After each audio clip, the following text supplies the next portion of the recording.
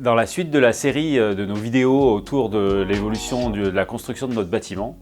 je reviens vers vous aujourd'hui pour une phase particulièrement intéressante. Tout le gros œuvre, donc le béton, etc. est terminé. Le bâtiment est aujourd'hui hors d'eau, hors d'air, donc toutes les menuiseries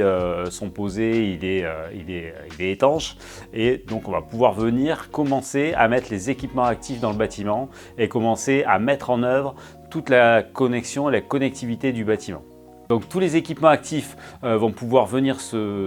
commencer à être installés dans le bâtiment et on va pouvoir vérifier et consolider tout le travail qui a été fait par les électriciens sur le passage des gaines et savoir que tout le câblage qui a été prévu pour équiper ces équipements actifs va être opérationnel. Donc nous allons pouvoir travailler avec tous les corps de métier qui vont venir positionner ces équipements actifs et les automates qui vont nous permettre de les piloter afin de vérifier que tout ce qui a été mis en place respecte les règles de nommage qui ont été convenues avec le BIM manager du bâtiment.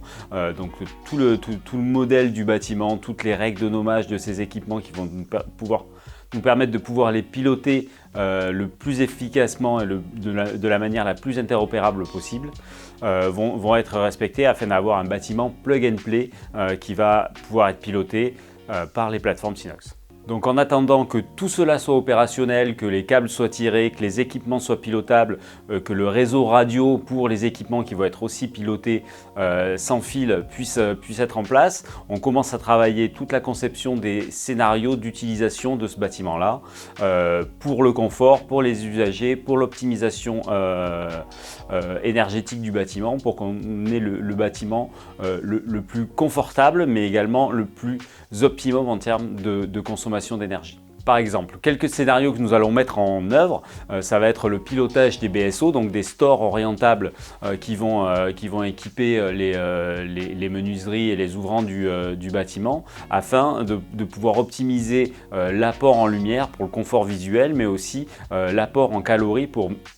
en hiver, maximiser l'apport en calories du solaire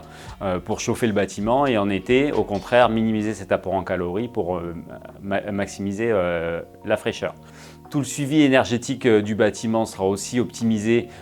Nous aurons des panneaux solaires sur le toit qui nous permettront d'optimiser notre autoconsommation et notre stockage virtuel d'énergie pour nos plus gros besoins en énergie, nos serveurs, nos PC, le chauffage, mais également les véhicules électriques qui pourront être chargés sur les infrastructures de recharge du bâtiment. Donc tous ces scénarios-là sont en train d'être conceptualisés, d'être modélisés pour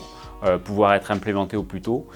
Nous sommes heureux en fait d'avoir un vrai bâtiment dans lequel nous pouvons déployer tous les cas d'usage, tous les capteurs et maîtriser complètement la chaîne pour prouver tout ce que nos plateformes vont pouvoir apporter sur le smart building.